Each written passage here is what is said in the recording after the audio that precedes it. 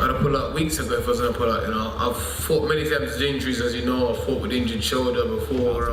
This retirement, I'm not sure if it's genuine. Maybe it is, but I don't know what he's going to do now he's retired. But the fact of the matter is, he's announced his retirement. He's either trying to leverage for more money and putting himself in position, so he's got people begging for him to come out, or he's actually genuinely going to retire. Daniel was ill. He looked incredible. I wasn't here in training last night, so that's strange. He's ill. He can't fight if he's ill. Okay, health has to come first. Dillian Whyte has just done the unthinkable. He's pulled out of his highly anticipated fight against 19-year-old heavyweight sensation Moses Itauma and announced his retirement from boxing. Fans were stunned. This wasn't just another canceled bout. This was the final chapter in a career full of wars, controversies, and now surrender. Whyte, a man who once screamed anyone, anywhere, anytime, walked away just days before facing a teenage monster on the rise. And the question on everyone's mind is simple. Did he retire or did he run? Whyte gave his reasons. He claimed he had to pull out weeks ago due to financial strain. He said his management situation was unstable. His camp was too expensive, and he didn't want to throw more money at a fight that didn't make business sense. I think actually Eddie Hearn had kind of called that a couple of weeks before. He said he's probably going to try and retire to bump the purse bid up. Yeah. He reminded the world that he's fought through worse: broken hands, injured shoulders, even illness. So why pull out now? Why walk away when you're this close to one of the biggest moments of your career? The fans aren't buying it, because the Dillian Whyte they knew would fight through hell. This version, however, looks like he's looking for a way out. Eddie Hearn, the man who's promoted many of Whyte's fights, didn't hold back. He sounded sarcastic. He sounded fed up. He said this wasn't retirement, this was a chess move. According to Hearn, Whyte is setting himself up to be paid to come back later. Maybe against a safer opponent. Maybe for a bigger payday. But make no mistake, Eddie believes this exit isn't about health or money. It's about fear. He said it outright. Whyte's chin is gone. His speed has declined. His hunger isn't there anymore. And when that fire dies, the only thing left is the pride fighters try to protect, even if it means faking a farewell. British fight fans, because we've got a chance to make the biggest fight in boxing, but you know, if that is the last we see of him, he's had a great career. I doubt it. But, you know, it's always best to come into retirement to make sure someone pays you to come out of retirement. But if that's his lot, much respect to him and wish him. Johnny Nelson took it a step further. He said this isn't emotional, it's business. Cold, calculated, cowardly business. Whyte saw the threat that Moses Itauma posed and decided to twist his way out. Nelson slammed him for turning fear into currency, saying this wasn't retirement, it was a marketing strategy to raise his purse. He called Whyte the boy who cried wolf. Every time the pressure mounts, Whyte disappears. Whether it's injuries, failed tests, or now retirement, it always happens when danger knocks on his door. He's not going to do it again. We've seen it before, and I'm quite sure the common word's going to be the boy that cried wolf. I think in reality... Carl Froch didn't mince words either. His frustration was obvious. He said this is just more manipulation from a man desperate to stay relevant. Whyte, he claimed, isn't going out like a warrior. He's going out like a celebrity looking for the next headline. Froch's tone was ice cold. "I'm sick of it," he said. "This isn't boxing anymore, it's attention-seeking." Froch believed Whyte had a real chance to make a final statement against Moses, even if it ended in defeat. But instead of stepping up, he backed down. And Froch, like millions of fans, was done giving him the benefit of the doubt. I'm not sure if it's genuine. Maybe it is, but I don't know what he's going to do now he's retired. But the fact of the matter is, he's announced his retirement. He's either trying to leverage for more money and putting himself in position, so he's got people begging for him to come out, or he's actually genuinely going to retire. Then came Duke McKenzie. For him, this wasn't just disappointing, it was disgraceful. He said Whyte's move was a betrayal of boxing, the fans, and even his own family name. Instead of handing the torch with pride, Whyte dumped it and ran. Duke painted a picture of Dillian's father standing ringside for years, watching his son fight with grit and courage. That image, he said, is shattered now. Because this retirement wasn't about protecting health or legacy. It was about avoiding embarrassment. According to Duke, real fighters don't run. They go out on their shield. Whyte didn't, he quit.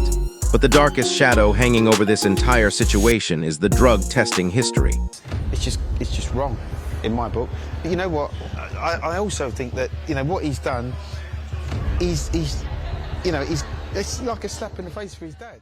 Colin Hart, a veteran voice in boxing, didn't shy away from it. He brought it up directly. Whyte has failed multiple drug tests in the past. One was exonerated. But when you get 3 adverse findings in your career, doubt begins to grow. Don't forget, he's been failed 2 previous drug tests. The second one, he was exonerated.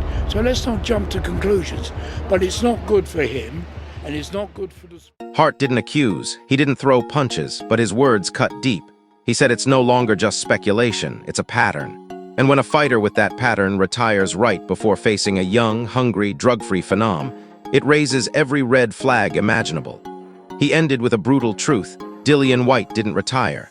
He collapsed. Dave Coldwell's take was even more blunt. "Cheating bastard," he said. That was his gut reaction, and for many fans, it was theirs too. The problem, Coldwell explained, isn't just that Whyte pulled out, it's that he's done this before. Failed tests, excuses. Now another retreat just days before a major fight. Whether this was a duck, a dodge, or a dirty move, Coldwell made it clear. Whyte's legacy is stained. You can only play the victim so many times before people stop caring. Let's pause for a moment and look at the numbers. In recent years, Whyte has been brutally knocked out by Alexander Povkin, dominated by Tyson Fury, and overpowered by Anthony Joshua. His punch resistance has plummeted. His output has slowed. He's been in too many wars and it's showing. His physical prime is behind him. Fucking hell, cheating bastard. You know, that's the initial reaction.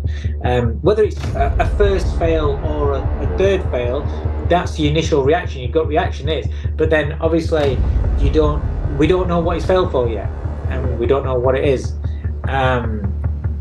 But then when it's someone that's failed 3 times, or this is the third adverse. And even casual fans can see it. Statistically and stylistically, he was entering this Moses Itauma fight as the underdog. A 19-year-old predator against a fading veteran. And through all this noise, Moses Itauma said nothing. He didn't tweet, he didn't rant, he didn't call names because he didn't have to. His presence spoke for him, calm, silent, dangerous, and everyone saw it. Tony Bellew certainly did. He went so far as to compare Moses to Alexander Usyk. That alone is massive praise. Bellew said Moses has the ring IQ, the footwork, the awareness, everything that makes a future champion. His only concern, Moses' size. But then again, Usyk wasn't a giant, and he conquered the land of giants. Bellew believes Moses can do the same. In his words, he's the future of the heavyweight division. He's the next in line. I think he's the future of the heavyweight division. I think he's an outstanding talent. I think he's got a good team around him, Ben Davison and Lee Wiley is the brains that study everything, and they use what we call video analysis now in boxing. They're the ones. Derek Chisora, he kept it simple and savage. "You've got more chance winning the lottery than beating Moses Itauma," he said, and he meant it.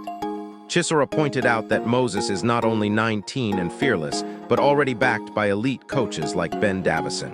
He's been groomed for greatness, and that's exactly why Whyte walked away. According to Chisora, Whyte didn't just retire, he quit in fear. So where does this leave us? It leaves us with the fall of a once proud contender. Who's got his always faculties right, getting trained by one of the best trainers in the United Kingdom, and then mate, it's like you got more chance of winning the lottery than you beating that Moses Itauma. Dillian Whyte, the man who gave fans wars with Chisora, stood toe-to-toe with Joshua and made a name on heart and grit, will now be remembered for pulling out when it mattered most. He didn't go out swinging.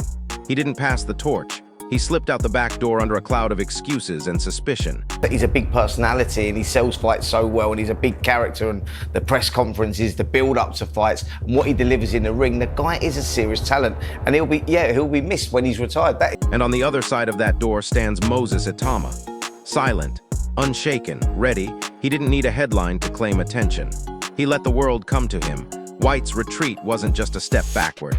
It was a spotlight handed to the new generation. The heavyweight division has been put on notice. The storm is coming, and it's wearing the name Moses. This is more than a retirement story. It's the collapse of one era and the rise of another.